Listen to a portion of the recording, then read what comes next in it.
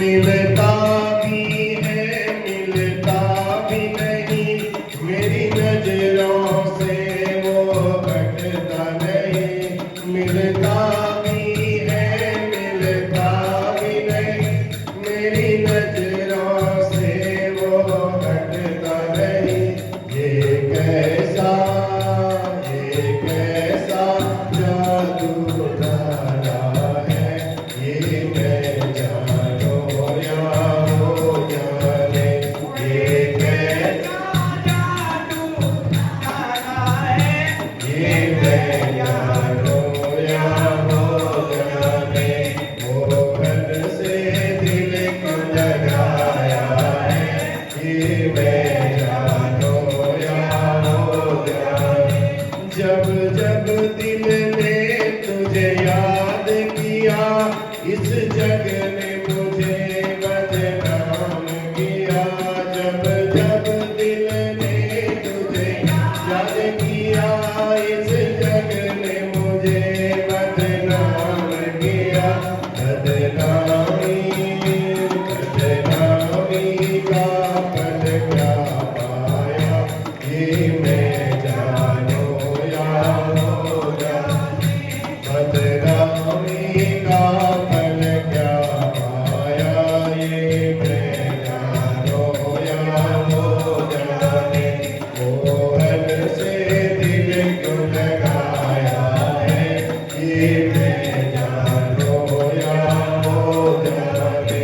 ये प्यार में दिल दीवाना हुआ, मैं इस जग से बेगाना हुआ। ये प्यार में दिल दीवाना हुआ, मैं इस जग से बेगाना हुआ। मैंने क्या खोया क्या पाया, मैं जानो या हो जाने। मैंने क्या खोया क्या पाया है, ये मैं जानो या हो जाने। ये मैं जानो या हो जाने, ये मैं जानो या हो जाने। मोहन से दिल क्यों लगाया,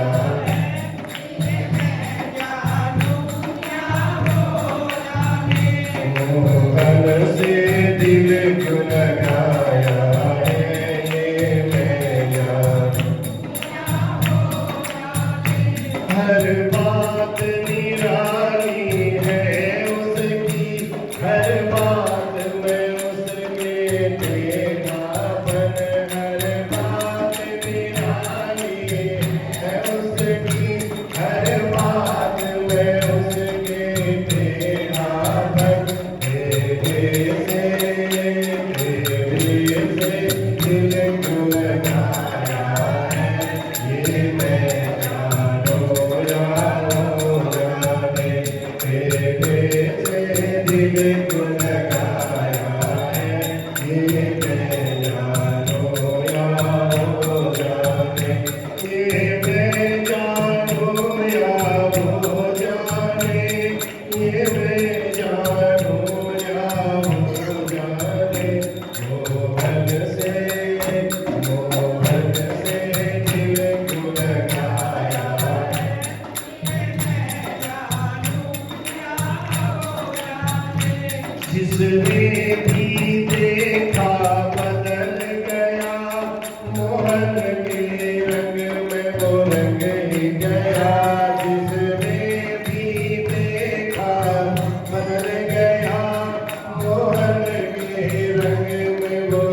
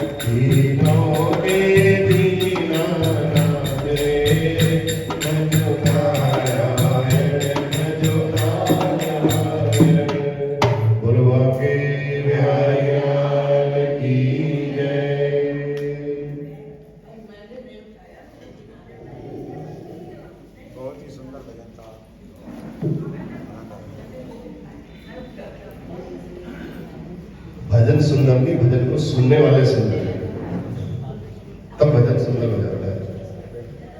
और आप बजाने वाले मिल जाओ, आपकी कृपा मिल जाए तो हम सब बड़ों की कृपा होती है। यस्यालीयत सल्कसीम्नि जलधि पृष्ठे जगन्मण्डलम् दष्ट्रायां धरणी नखेदिति सुता धीसः पदे रोधसी क्रोधे क्षत्रगणः सरे दशमुखः पाणौ प्रलम्बासुरौ ध्याने विश्ववसावधार्मिककुलं कस्मै चिदस्मै नमः। सच्चिदानन्दरूपाय विश्वोत्पत्त्यादिहेतवे तापत्रय विनाशाय श्रीकृष्णाय वयं बोलो बांके बिहारी लाल की जय। ये मैं जानूं या देखो, भगवान की भक्ति करने का भाव, हम पूजा करते हैं, पाठ करते हैं, भजन भी गाते हैं, आप लोग बड़ा ताली बजा करके सराहना करते हैं, अप्रिशिएट करते हैं, उससे कहीं अहंकार की उत्पत्ति हो जाती है। स्वाभाविक है, मैं इतना पूजा पाठ करती हूँ, मैं ऐसा करती हूँ, मैं इतने भक्ति करती हूँ, ये मन में अहंकार आ जाता है। इसीलिए इस भजन के माध्यम से हम भगवान से यही प्रार्थना करते हैं कि भैया मेरी भक्ति है, उसको केवल आप ही जानते हो और केवल मैं ही जानता हूँ, बस उसके अलावा कोई दूसरा न जान पाए।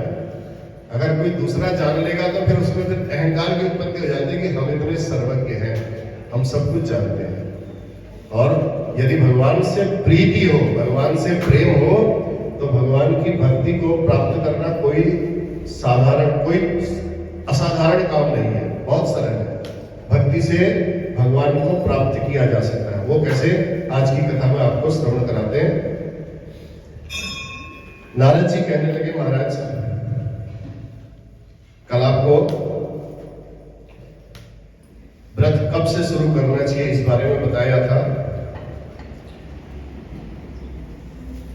नारद जी ने कहा ब्रह्मा जी से, महाराज ऐसा कोई उपाय बताइए जिसके अनुष्ठान करने मात्र से हम 10 दिन का, 7 दिन का, 5 दिन का, 1 महीने का जो अनुष्ठान करें उससे हमारे हरि प्रसन्न हो जाए, प्रभु प्रसन्न हो जाए और प्रभु की कृपा हमें प्राप्त होती रहे। बस आप कोई ऐसा उपाय बता दीजिए। तब ब्रह्मा जी कहते हैं, बहुत अच्छी कथा है नारद जी, मैं आपको सुनाता हूं, बड़ी पापनाशक है। ऐसा ही प्रश्न नैमिषारण्य में एक बार जब यज्ञ करने के लिए सौनकादि ऋषि सब एकत्रित हुए थे, उन्होंने श्री सूत जी महाराज से पूछा था, क्योंकि लोग हित की उत्कंठा में रहते थे हमेशा ऋषि लोग, संसार का कल्याण कैसे हो, संसार के आश्रित जो जीव हैं उन सब का कल्याण कैसे हो, इसी के बारे में हमेशा चर्चा होती थी नैमिषारण्य में। तो ऐसा ही प्रश्न सौनकादि ऋषियों ने श्री सूत जी महाराज से किया। कहा, महाराज ज्ञानियों को मोक्ष और कामनाओं को प्रदान करने वाला, जो भोगी लोग हैं उनको कामना प्रदान करने वाला, जो ज्ञानी लोग हैं उनको मोक्ष प्रदान करने वाला ऐसा कोई उपाय बताइए जिसके करने से सब प्रकार के कष्टों का भी निवारण हो जाए और प्रभु की भक्ति भी प्राप्त हो जाए। जैसे गंगा जी, सारे एक डुबकी लगाओ तो सारे पाप गंगा जी में स्नान करते, हर हर गंगे बोलते हो आप, सब पाप नष्ट हो जाते। चंद्रमा को देखते हो तो बड़ी शीतलता प्राप्त होती है, स्वभाव है, चंद्रमा का स्वभाव है शीतलता प्रदान करना। और कल्पतरु, उसके आगे बैठ करके आप जो चाहो वो मांगना चाहो, जो आपकी इच्छा हो, धन दौलत हीरा मोती जो आपकी इच्छा हो, कल्पतरु के आगे बैठ करके आप मांग करोगे तो वो भी प्राप्त हो जाता है। और ये जो सज्जनों की संगति है, साधु लोगों की संगति है, आप लोग जो भगवान के इस पूजा पाठ के लिए, इस श्री हरि कथा को श्रवण करने के लिए यहाँ आते हैं, ये साधु की संगति भी यदि एक क्षण भी प्राप्त हो जाए तो ये भी बड़ी दुर्लभ है, सब प्रकार के भक्ति को प्रदान करने वाली है। तो इस प्रकार स्वर्ग और मोक्ष में ये सब चीजें प्राप्त होने वाली नहीं है। आपको जो मृत्यु लोक में प्राप्त होगा हर चीज को प्राप्त कर सकते हो, अपने पुण्य का साधन बना सकते हो, अपने पापों को मिटा सकते हो। अन्यथा यहाँ से जाने के बाद तो जैसे कर्म है उन कर्मों का भोग ही भोगना है, बस और कुछ नहीं करना। वहां सत्संग में ऊपर जाकर के सत्संग नहीं मिलेगा। इसलिए एक घड़ी आधी घड़ी, आधी में बुनियाद, तुलसी संगत साधु की हरे कोटि अपराध। हमारे कितने भी अपराध हो, यदि ऐसे सज्जनों की संगति मिल जाए, ऐसे श्रोताओं की संगति मिल जाए, ऐसे भक्तों की संगति मिल जाए तो बड़ा आनंद आता है। तब सूत जी कहने लगे, सुनो, मैं आपको एक बड़ी विशेष कथा बताता हूं। एक बार कृष्ण भगवान की पत्नी का नाम क्या है? सत्यभामा। और 16,108 पट रानियों में ज्यादा प्रेम सत्यभामा से ही भगवान करते थे। अब सत्यभामा के मन में ऐसा एक प्रश्न उठना स्वाभाविक हो गया। सत्यभामा के मन तो सत्य भक्ति जब ज्यादा होने लगती है तो अंदर से कहीं न कहीं प्रश्न उठता है। तो ऐसा ही सत्यभामा के मन में भी उठा कि चलो मैं भगवान से पूछती हूँ, इतनी पटरानियां हैं, उनमें आप मुझे इतना ज्यादा प्यार करती हैं, क्या बात है? अहंकार की उत्पत्ति न हो तो पहले ही पूछ लिया जाए। तो इसलिए जब सत्यभामा ने पूछा, कहा महाराज मैं इन सब में आप में सबसे ज्यादा आप मुझे प्रिय मानते हो, तो इसका आप मुझे थोड़ा सा कारण बताइए, किस कारण से आप मुझे इतना प्रिय मानते हैं? और पृथ्वीवासी जिस कल्प वृक्ष की कामना करते हैं, जिस कल्प वृक्ष के बारे में सोचते हैं, जानते तो है, देखा तो है ही नहीं इन दिनों ने, और वो कल्पतरु मेरे घर के आंगन में खड़ा हुआ है, बताइए मैं कितनी सौभाग्यवती हूं। हे प्रभु, आप कृपा करके मुझे बताएं, मैं पूछना चाहती हूं। और दूसरी बात, आप इस तरीके से मुझे बताइएगा, मेरा हित ऐसे करना, इस जो आप मुझे बताएंगे ताकि मैं उसको हमेशा के लिए करते रहूं और आपका और मेरा वियोग कभी ना हो। ये विशेष बात है। तो भगवान से जब प्रेम होने लगता है तो भगवान से प्रेम करने के बाद यही प्रार्थना करनी चाहिए, प्रभु आपका और मेरा वियोग कभी ना हो। तो यहां भी सत्यभामा कहने लगी, प्रभु आप बताइए। तो तब भगवान श्री कृष्ण ने सत्यभामा से कहा, श्री कृष्ण कहते हैं, देखो वास्तव में आप मुझे सर्वाधिक प्रिय हो 16,108 रानियों में, और हमने ही तुम्हारे कारण देवराज इंद्र से लड़ाई तक कर ली। अब हम आपके द्वारा पूछे गए प्रश्न का उत्तर देते हैं। भगवान कहते हैं, तो तुम्हें जो पूछना हो आप पूछो, अब हम तुम्हारे लिए गुप्त से गुप्त बातों को भी प्रकट करेंगे। तब सत्यभामा कहती है, प्रभु मैंने कौन सा कार्य किया? सबसे पहले तो मुझे ये बताइए, कौन सा तप किया मैंने, कौन सा दान किया मैंने, कौन सा व्रत किया होगा मैंने, जो मैं आपकी धर्म पत्नी बन गई, आपकी अर्धांगिनी बन गई, और आपकी पत्नी के रूप में गरुड़ पर बैठ करके इंद्र आदि सभी देवताओं के साथ यहां मैं आपके साथ गई। महाराज मैं पूछना चाहती हूँ, मेरे पूर्व जन्म के क्या क्या कर्म थे, क्या क्या गुण थे, मैं कौन थी, किसकी पुत्री थी, ये सब कृपा करके आप मुझे बताएं। तब भगवान श्री कृष्ण कहते हैं, आपके पूर्व जन्म का मैं वृत्तांत बताता हूँ, सुनिए। सतयुग का समय था, मायापुरी में एक आत्रेय गोत्र था उनका, अत्रि। ऐसे ही उस अत्रि गोत्र में उत्पन्न एक देव शर्मा नाम के ब्राह्मण थे, बड़े वेद वेदांगों के निष्णात ज्ञानी। प्रतिदिन सूर्य की पूजा करना उनका एक नियम था। एक नियम पकड़ लो बस, तर जाओ। उनका भी केवल एक ही नियम था, प्रतिदिन सूर्य पूजा करनी ही करनी। अन्य देवताओं की पूजा तो होती थी, लेकिन सूर्य की पूजा किसी भी हालत में छूटती नहीं। ये उनका एक नियम था। लंबी आयु बीत जाने पर भी अतिथि सत्कार करते थे और अग्नि की सेवा करते थे। स्वाहा भी होता था उनके घर में। सूर्य के व्रत से सब लोग लगे रहते थे। जब लंबी आयु बीत गई तो कुछ समय पश्चात, बहुत लंबे समय के बाद, उनके घर में एक पुत्री उत्पन्न हुई जिसका नाम था गुणवती। वो गुणवती नाम की जो कन्या थी वह बड़ी ज्ञानी, बड़ी विदुषी। बहुत समय बीत गया, कोई पुत्र प्राप्ति नहीं हुई, तो अब विचार किया उन्होंने, मेरी बेटी तो बड़ी हो गई, अब क्या करूं, इसका विवाह करना है। आश्रम में गुरुकुल की तरह पढ़ाते थे, तो वहां पढ़ाते समय एक चंद्र नाम का शिष्य था, बड़ा ही उनकी सेवा करता था। उसको अपने पुत्र के समान उन्होंने उस समय से मान लिया था कि ये मेरा पुत्र है। अपनी बेटी का विवाह उस चंद्र नाम के शिष्य से उन्होंने कर दिया, देवराज शर्मा, देव शर्मा ने। एक दिन ससुर और दामाद दोनों समिधा लेने के लिए जाते थे। हवन करना है, घर में चूल्हा जलाना है, तो समिधाएं लेके आते थे। समिधा माने लकड़ी। एक हर चीज को बोलने की भी एक भाषा है। लकड़ी शब्द का प्रयोग भी कहां पर किया जाता है, समिधा शब्द का प्रयोग कहां पर किया जाता है, ठीक है। और खाना शब्द कहां पर किया जाता है, पाना शब्द कहां पर किया जाता है। बड़ा वैष्णव में ये सब चीजों का बड़ा विचार किया जाता है। तो यहाँ भी समिधा के लिए, अग्नि के लिए, यज्ञ करने के लिए, समिधा लेने के लिए दोनों ससुर और दामाद, देव शर्मा और उनके जो शिष्य थे चंद्र, जिनसे अपनी बेटी का विवाह कर दिया था, वो दोनों जंगल में समिधा बिनने के लिए गए, लकड़ी लेने के लिए गए। वहां इतने में उनको एक अचानक बहुत भयंकर राक्षस दिखाई दिया। अरे इतना बड़ा राक्षस जब सामने से आएगा तो थरथर तो हर एक आदमी कांप जाएगा। उसको देखते ही अब वो न इधर को भाग पाए न उधर को भाग पाए। राक्षस आया और राक्षस ने दोनों को पकड़ करके वहीं पर खा लिया, मार दिया। अब जैसे उनके शरीर उनका त्याग किया, प्राण निकले शरीर से, तो देवदूत तुरंत स्वर्ग से विमान लेकर के आए और उन दोनों को स्वर्ग की ओर ले गए। देवदूत जब स्वर्ग की ओर ले गए तो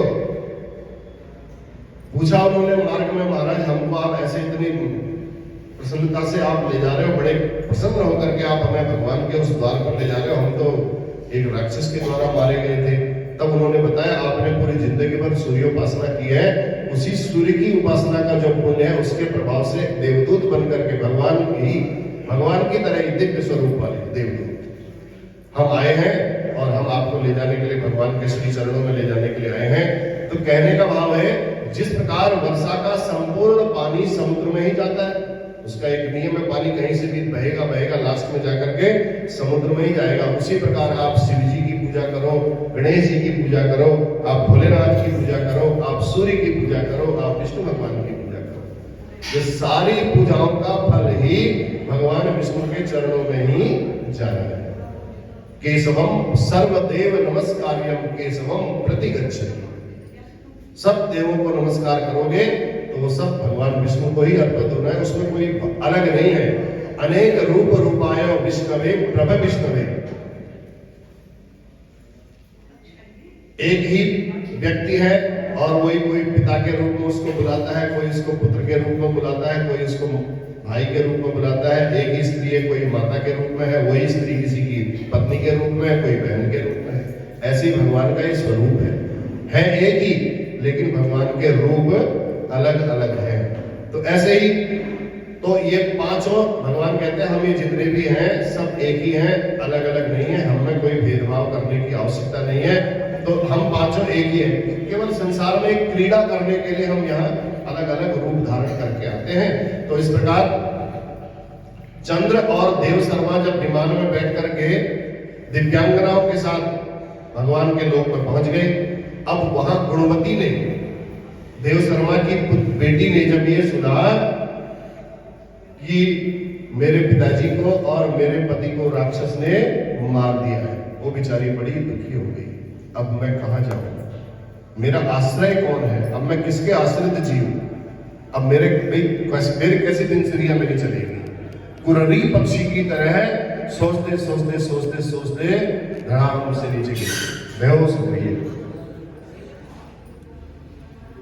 बड़ी दुखी हो गई। थोड़ी देर बाद होश आया उसको। होश आने के बाद उसने अंदर ही अंदर सोचा कि भी मुझे अब उनका अंतिम संस्कार तो करना है किसी तरीके से। तो घर में जितने भाड़े बर्तन थे, जो जेवर थे, वो सब बेच बाच करके अपने पति और अपने पिता का अंतिम संस्कार उस कन्या ने किया। बड़ी दुखी हो गई, सोचने लगी अब मैं तो निराश्रित हो गई, कौन मुझे अपने घर पर रखेगा, कौन मेरे से बात करेगा। तो इस प्रकार जब उसने अपने पिता और अपने पति का अंतिम संस्कार किया अंतिम संस्कार करने के बाद अब उसने अपना एक नियम पहले से ही उसका था कि एकादशी का व्रत भी करती थी और कार्तिक मास का पूर्ण व्रत करती थी, ये नियम था। और कार्तिक मास का जब व्रत करती थी तो भगवान से प्रार्थना करती थी, प्रभु बस आपके श्री चरणों में ही मुझे रहना है, अब मुझे यहाँ से कहीं और दूर नहीं जाना है। यही भगवान से प्रार्थना करती थी हमेशा। तो इसलिए जो मनुष्य कार्तिक मास में स्नान करते हैं, जागरण करते हैं, दीपदान करते हैं, तुलसी वन का पोषण करते हैं, वे साक्षात भगवान विष्णु के ही स्वरूप माने जाते हैं। और जो मंदिर में आकर के सफाई करते हैं, ओम स्वस्ति शब्द का उच्चारण करते हैं, विष्णु भगवान की पूजा करते हैं, वो तो जीवन मुक्त है ही है। उनके बारे में सोचने की आवश्यकता नहीं है। केवल 3 दिन तक भी आप भगवान की ऐसी सेवा करो तो आपको इतना ही फल प्राप्त होगा जितना वो गुणवती को प्राप्त होगा। अगर पूरे महीने हम इतनी श्रद्धा और भक्ति से इस व्रत को करते हैं तो हमें वास्तव में कितना फल मिलेगा, तो भगवान बड़े प्रसन्न होंगे। और जो कई सालों से करते हुए आ रहे हो उनके लिए तो बड़ी सौभाग्य की बात है। तो ऐसा ही अमूल्य समय है, इस अमूल्य समय को अपने हाथ से जाने नहीं देना चाहिए। बहुत अमूल्य समय है। तो यहाँ भी तो इस प्रकार गुणवती प्रतिवर्ष कार्तिक मास में भगवान श्री हरि का, भगवान श्री विष्णु का भक्ति पूर्वक पूजन किया करती थी। और बहुत कमजोर होती होती कभी बुखार भी आ जाता, कभी बहुत कष्ट होता शरीर को। अब क्या करे बेचारी, बुखार आ जाए तो फिर भी भगवान जी की पूजा तो करनी है। जैसे कैसे उठ करके जाती, वहां दिया जलाती, हाथ जोड़ करके बैठ जाती। ऐसी कभी बुखार आ गया, स्नान करने गई, बड़ी मुश्किल से वहां से आई, फिर भगवान जी का उसने पूजन किया।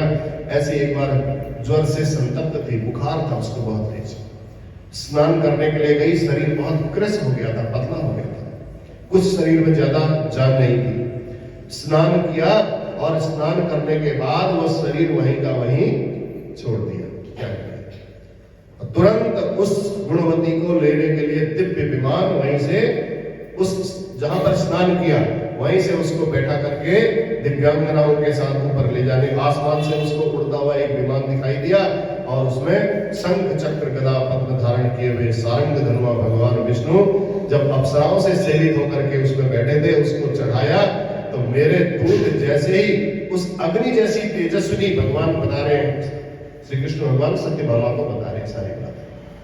कहते हैं ऐसा जब सुन करके ऐसा उसने देखा तो मेरे दूत जितने तेजस्वी थे, गुणवती को विमान में बैठा करके जब स्वर्ग लोक को ले जा रहे थे, उसी समय अप्सराएं चंवर डुला रही थी। और कार्तिक मास का जो व्रत था उसका पुण्य प्रताप था, उसके प्रताप से वो भगवान के उस लोक में पहुंची, जिसके बाद ब्रह्मादि देवताओं द्वारा प्रार्थना किए जाने पर भी हम पृथ्वी का भार हरने के लिए अब सब ब्रह्मादि देवता गए भगवान के पास, कहा महाराज बड़ा अत्याचार हो रहा है पृथ्वी पर।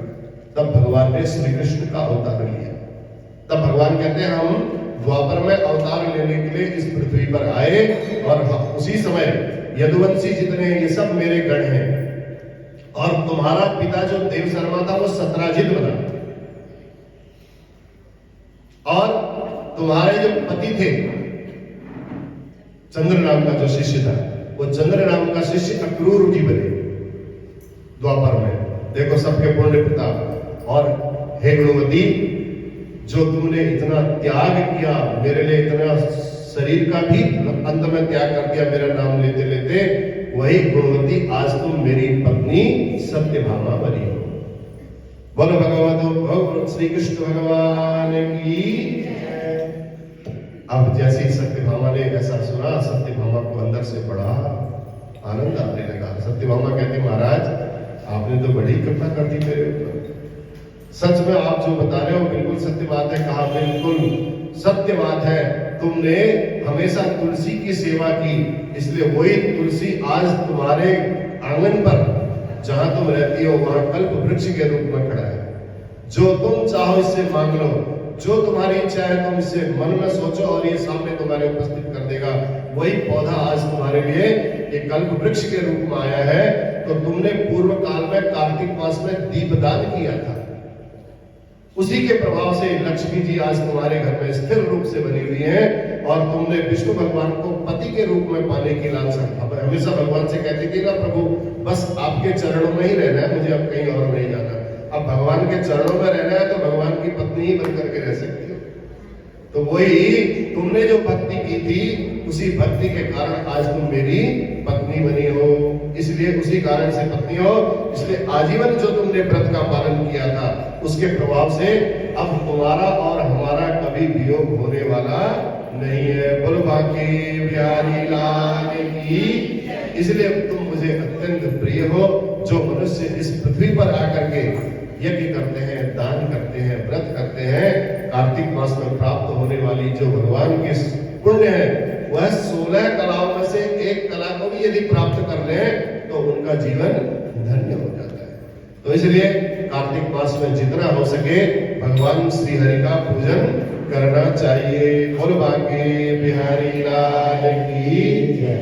जय नारायण नारायण हरि हरि, जय जय नारायण नारायण हरि हरि। तेरी लीला सबसे प्यारी प्यारी हरि हरि, जय जय नारायण नारायण हरि हरि, भज नारायण नारायण हरि हरि।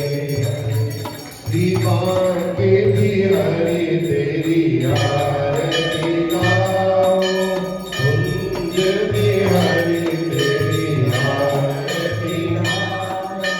आरती गाओ प्यारे तुमको बताओ, आरती गाओ प्यारे तुमको बताओ। हे गिरधर तेरी आरती गाओ, श्री बांके बिहारी तेरी आरती गाओ। मोरे मुकुट तेरे शीश पे सोए, मोरे मुकुट तेरे शीश पे सोए। प्यारी बंसी मेरो मन खोए, प्यारी बंसी मेरो मन खोए। देख जमीन में हरि हरि नाम, श्री बांके बिहारी तेरी आरती गाओ। चरणों से निकसी गंगा प्यारी, चरणों से निकसी गंगा प्यारी। जिसने सारी दुनिया सारी तेरे चरणों में शीश नवाओ। श्री बांके बिहारी तेरी आरती गाओ। हरिदास जी के नाथ आकरो, हरिदास जी के नाथ आकरो। सुख दुख जीवन प्यारे साथ आकरो, सुख दुख जीवन प्यारे साथ आकरो।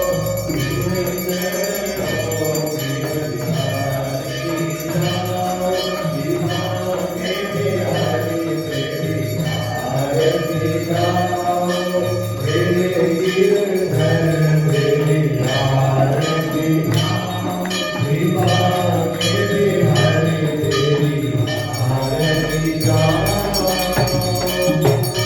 त्वमेव माताश्च पिता त्वमेव, त्वमेव बन्धुश्च सखाय, त्वमेव विद्या द्रविणं त्वमेव, त्वमेव सर्वं मम देव देव। गुरु भाग्ये बिहारी लाल की, पवन सुत हनुमान की, सत्य सनातन धर्म की, धर्म की। जोर से बोलो धर्म की। अधर्म का प्राणियों में विश्व का। गौ माता की, गंगा मैया की, भारत माता की।